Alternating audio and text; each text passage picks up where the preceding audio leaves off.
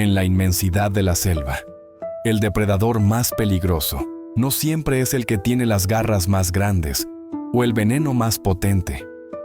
A veces, el verdadero peligro tiene la voz más dulce. ¿Qué harías si, perdido en la oscuridad, escucharas el llanto desesperado de una mujer pidiendo ayuda? Tu instinto te diría que corrieras a salvarla, pero en las selvas de Colombia, ese instinto podría ser el último error que cometas. Hoy no hablamos de jaguares ni de serpientes, hablamos de una belleza que caza, de un lamento que es una trampa y de un monstruo que se esconde tras el rostro de una mujer. La noche cae sobre las montañas de los Andes colombianos como un manto pesado y húmedo. Para un leñador o un minero que se ha demorado más de la cuenta, este es el momento en que la selva, su lugar de trabajo durante el día, se transforma en un laberinto hostil. Los senderos familiares desaparecen bajo un mar de sombras idénticas. El aire, denso y cargado del olor a tierra mojada y a vegetación en descomposición, parece espesar y ahogar los sonidos. Es un mundo donde cada crujido de una hoja puede ser una serpiente y cada sombra, un jaguar. El hombre apura el paso. Su única guía es la memoria y el tenue brillo de la luna que lucha por atravesar el dosel de árboles gigantes. Solo quiere llegar al calor de su hogar, al sonido de voces conocidas. Pero esta noche escuchará otra voz, una que no debería estar aquí. Al principio es un sonido casi imperceptible, un murmullo llevado por la brisa que se confunde con el canto de algún insecto nocturno. Pero luego se repite, más claro esta vez, y hiela la sangre. Es el sollozo inconfundible de una mujer. No es un grito de pánico, sino un lamento suave, entrecortado y lleno de una profunda tristeza. El hombre se detiene en seco. Su mente se acelera, tratando de encontrar una explicación lógica. ¿Una viajera perdida? ¿La esposa de algún campesino que ha sufrido un accidente? En un lugar tan aislado y peligroso, el código de la montaña es claro. No se abandona a nadie. Su cansancio se desvanece, reemplazado por un sentido de urgencia y protección. Grita al aire: ¿hay alguien ahí? Pero la única respuesta es otro sollozo, que ahora parece un poco más cercano, un poco más a su izquierda, invitándolo a abandonar el sendero seguro. Y él lo abandona. Se adentra en la espesura, siguiendo el rastro de la pena. La selva se cierra sobre él de inmediato. Las lianas se enganchan a su ropa como manos huesudas. Las raíces ocultas bajo la hojarasca amenazan con hacerlo caer a cada paso. Y la oscuridad es casi total. El sonido del llanto es su única brújula. Un faro de sufrimiento en un océano de vegetación. Pero es un faro esquivo. Camina durante lo que le parece una eternidad. Y cada vez que cree estar a punto de alcanzar la fuente del lamento, este parece moverse. Flota entre los árboles. Se desvanece y reaparece decenas de metros más allá. Es un juego cruel y enloquecedor. La esperanza de ser un rescatador comienza a deshilacharse, y en su lugar empieza a tejerse una tela de inquietud. La selva ya no parece neutral, parece cómplice. Una trampa viviente que lo está guiando hacia un destino desconocido. La naturaleza del sonido también empieza a cambiar, a volverse más extraña. Por un instante, el sollozo de mujer se transforma en el gemido agudo de un animal herido. Luego, se convierte en el arrullo de un bebé, un sonido tan fuera de lugar que le provoca un escalofrío. Y después, vuelve a ser el llanto de la mujer, más desesperado que antes, más seductor. Es como si la criatura que emite el sonido estuviera probando diferentes señuelos, buscando cuál es el más efectivo para atraer a su presa. En ese momento, el hombre se da cuenta de otro detalle. El resto de la selva está en un silencio absoluto. Ya no hay grillos, ni ranas, ni el murmullo de los animales nocturnos. Solo está él, y la voz que lo está llamando. Una voz que ya no promete una persona a la que salvar, sino algo que no se atreve a nombrar. Finalmente, exhausto, cubierto de arañazos y completamente desorientado, el hombre se detiene en un pequeño claro. y en el instante en que él se detiene, el llanto también cesa. El silencio que cae ahora es 1000 veces más aterrador que el lamento. Es un silencio expectante, el silencio del depredador que ha conseguido arrinconar a su presa. El hombre comprende con una claridad terrible que ha sido engañado. No era un rescatador siguiendo a una víctima. Él era la víctima siguiendo a su cazador. Ha sido guiado, paso a paso, a este punto exacto, lejos de cualquier ayuda, en el corazón de un territorio que no es el suyo. La trampa se ha cerrado. Y ahora, la criadora de la voz, la dueña de la selva, está lista para revelarle por fin el rostro que se esconde detrás de las lágrimas. En el centro del claro, el silencio es tan profundo que el hombre puede oír el zumbido de su propia sangre en los oídos. El miedo es una aguja de hielo en su espina dorsal. Espera el ataque de un jaguar, de una serpiente, de cualquier bestia conocida. Pero lo que aparece ante él no es una bestia, es una mujer. Sentada a la orilla de un pequeño arroyo que brilla bajo la luna, peinando su larguísima cabellera negra con los dedos. Es la visión más hermosa e incongruente que ha visto en su vida. Su piel parece luminosa en la oscuridad. Su figura es esbelta y delicada. Su rostro, girado parcialmente hacia él, es de una belleza sobrenatural. Al verla, el terror del hombre se evapora, reemplazado por un asombro hipnótico. Piensa que ha encontrado a la mujer que lloraba, que todo tiene una explicación lógica. Ella está perdida, está a salvo. Él es, después de todo, su rescatador. Ella levanta la vista como si sintiera su presencia. Sus ojos son grandes, oscuros, y están llenos de una tristeza infinita. No se asusta al verlo. Al contrario, le dedica una sonrisa tan dulce y vulnerable que desarma por completo al hombre. Con una voz que es como música, un susurro melodioso que parece fundirse con los sonidos de la noche, le pide ayuda. Le dice que se ha perdido, que su tobillo está herido. Le pide que se acerque, que la ayude a levantarse. El hombre, ahora completamente cautivado, obedece sin dudar. Toda la extrañeza del llanto errante, todo el miedo de la persecución invisible, se borra de su mente. Solo existe esta mujer desvalida y su necesidad de protegerla. Se acerca, extendiendo su mano, notando el perfume a flores silvestres y a tierra húmeda que emana de ella. El aire a su alrededor es cálido y embriagador. Está a solo un par de pasos cuando la luz de la luna, ahora sin el filtro de las nubes, ilumina la escena por completo. Es entonces cuando su cerebro, a través de la niebla del encantamiento, registra un detalle imposible. Un detalle que desafía la anatomía y la lógica. La mujer está de pie, pero no de una forma normal. Todo su peso descansa sobre una sola pierna. La otra, simplemente, no está. No hay un muñón, no hay una herida. Su cuerpo termina en una única cadera de la que nace una sola pierna, perfectamente formada y plantada en el suelo. Se mueve hacia él, no cojeando, sino con una agilidad antinatural, dando pequeños y gráciles saltos sobre ese único pie. Y en ese instante, el hechizo se rompe con la violencia de un trueno. El recuerdo de las historias contadas por los ancianos, de las advertencias susurradas junto al fuego, inunda su mente con una lucidez terrorífica. No es una mujer, es la patasola. En el momento en que el reconocimiento cruza los ojos del hombre, la transformación ocurre. Es una explosión de fealdad y furia que aniquila la belleza en un parpadeo. Su rostro angelical se contorsiona en una máscara de odio puro. La piel suave se vuelve correosa y pálida. Sus ojos oscuros y tristes se desorbitan, inyectados en sangre, brillando con una locura depredadora. La boca de labios perfectos se desgarra en una sonrisa imposible que revela unas encías negras y un único colmillo, largo y afilado como el de un felino, que desciende sobre su labio inferior. Sus manos delicadas se convierten en garras con uñas largas y sucias, y su hermosa melena negra se transforma en una masa de pelo enmarañado y salvaje que cae sobre su rostro monstruoso. La visión celestial ha desaparecido. Solo queda la bestia. El ser deja escapar un chillido.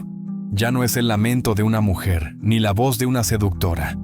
Es el grito de caza de un depredador, un sonido agudo y hambriento que promete una violencia inminente. Se abalanza sobre el hombre, saltando sobre su única pierna con una velocidad y una fuerza que desafían toda lógica. El hombre, paralizado por el terror, no puede hacer más que mirar cómo esa pesadilla de un solo pie se le echa encima. Ha comprendido la leyenda en su totalidad. La belleza era la trampa, la voz era el señuelo, y su verdadera naturaleza es la de un hambre insaciable. Ahora, la pregunta ya no es si sobrevivirá, la pregunta que queda flotando en la selva, mientras el chillido se apaga, es otra. ¿Qué clase de tragedia, qué acto de crueldad tan terrible puede dar a luz a un monstruo que se alimenta del engaño y se viste con el rostro de la belleza?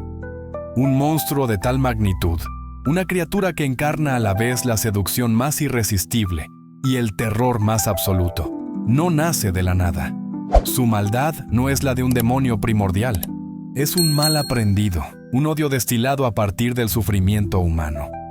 Para entender a la patasola hay que escuchar la historia de la mujer que fue, una historia que el tiempo ha convertido en leyenda, pero que tiene sus raíces en las pasiones más oscuras de nuestra propia especie.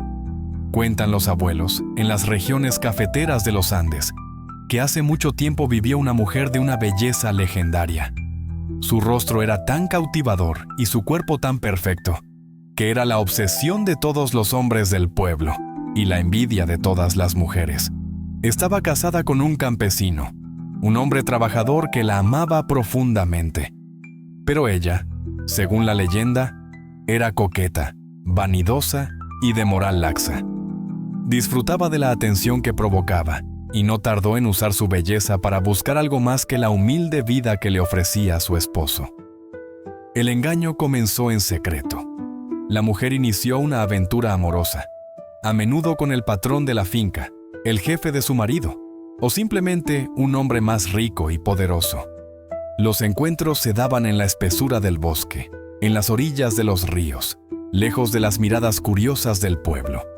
Era un juego peligroso, una traición doble, no solo a su marido, sino a la comunidad entera, cuyas reglas sociales y cuyo honor se veían amenazados por su conducta.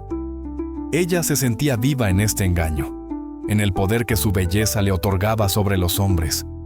Pero en las comunidades pequeñas y unidas de la montaña, los secretos tienen las patas muy cortas. Un rumor, una mirada indiscreta, una ausencia demasiado larga, y la verdad, como una mala hierba, comenzó a abrirse paso hasta los oídos del marido traicionado.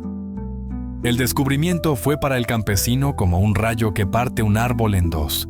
El amor incondicional que sentía por su esposa se agrió en un instante, transformándose en una humillación helada, y después, en una rabia silenciosa y ardiente. No la confrontó de inmediato. No hubo gritos ni reproches. En su lugar, planeó su venganza con una frialdad aterradora. Una noche de fiesta en el pueblo fingió que iría a beber con sus amigos, pero en lugar de eso, se adentró en la selva, armado con su machete, y se dirigió al lugar secreto donde sabía que los amantes se encontrarían. Esperó, oculto en la oscuridad, escuchando las risas y los susurros de su esposa con otro hombre, y cada sonido era como echar leña al fuego de su furia. Cuando finalmente se mostró, su rostro era el de un hombre que ya había cruzado la línea que separa la justicia de la barbarie. Lo que ocurrió después es el corazón oscuro de la leyenda. En un estallido de violencia, el marido mató al amante sin piedad. Pero para su esposa, reservó un castigo mucho más cruel, uno cargado de un simbolismo aterrador. La arrastró hasta el suelo y, mirándola a los ojos, le dijo que, ya que sus piernas la habían llevado por el camino de la traición, aprendería a vivir sin una de ellas, y con la misma hoja de su machete, en un acto de una brutalidad inimaginable, le amputó la pierna de un solo tajo. Abandonó a la mujer en medio de la selva, desangrándose, gritando de dolor y de terror, para que las bestias nocturnas terminaran el trabajo. Su muerte no fue rápida. Fue una agonía lenta, solitaria, una tortura en la que cada segundo estuvo impregnado del dolor de su herida y del odio hirviente hacia el hombre que la había mutilado. El espíritu de una persona que muere de una forma tan atroz no puede encontrar la paz. Su alma, consumida por el odio y la sed de venganza, se negó a abandonar el mundo.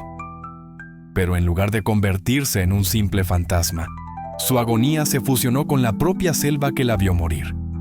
La naturaleza salvaje, testigo de su sufrimiento, la reclamó como suya. Su espíritu se unió a las raíces de los árboles, al murmullo del río, al instinto de los depredadores. Renació. Ya no era una mujer, sino una nueva entidad. Un espíritu de la selva. Conservó su belleza como un arma, como el cebo para su trampa, pero su cuerpo ahora reflejaba su mutilación y su alma, su furia. Su objetivo a partir de entonces serían todos los hombres, a quienes ve como un reflejo de su marido verdugo y de su amante traidor. Así nació la Patasola, no como un demonio, sino como el eco eterno de la violencia de un hombre, la personificación de la venganza de una mujer y, ahora, la guardiana de la misma selva que la había acogido en su muerte. La historia de una mujer traicionada y mutilada es suficiente para helar la sangre y para explicar el origen de un monstruo vengativo. Pero las leyendas, como los seres vivos, evolucionan, se adaptan, y con el paso del tiempo, la figura de la Patasola ha adquirido un significado más profundo, una resonancia que va más allá de una simple historia de fantasmas.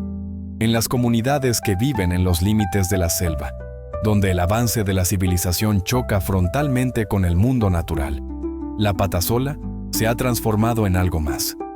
Ha pasado de ser el espíritu de una mujer a ser el espíritu de la selva misma. Una guardiana feroz y despiadada de los últimos rincones vírgenes del planeta. Una defensora de aquellos que no tienen voz.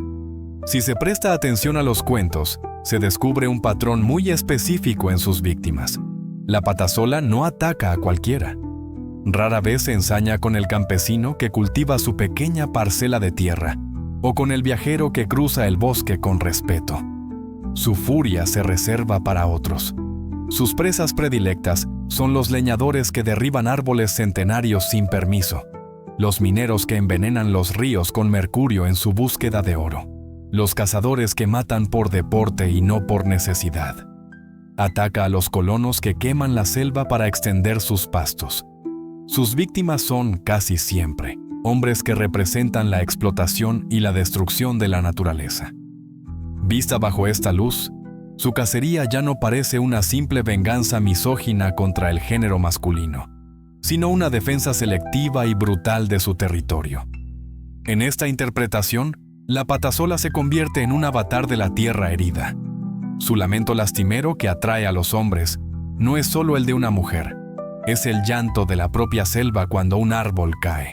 Su belleza seductora es la promesa de riquezas que la naturaleza ofrece, una promesa que se vuelve mortal para aquellos que la codician sin medida.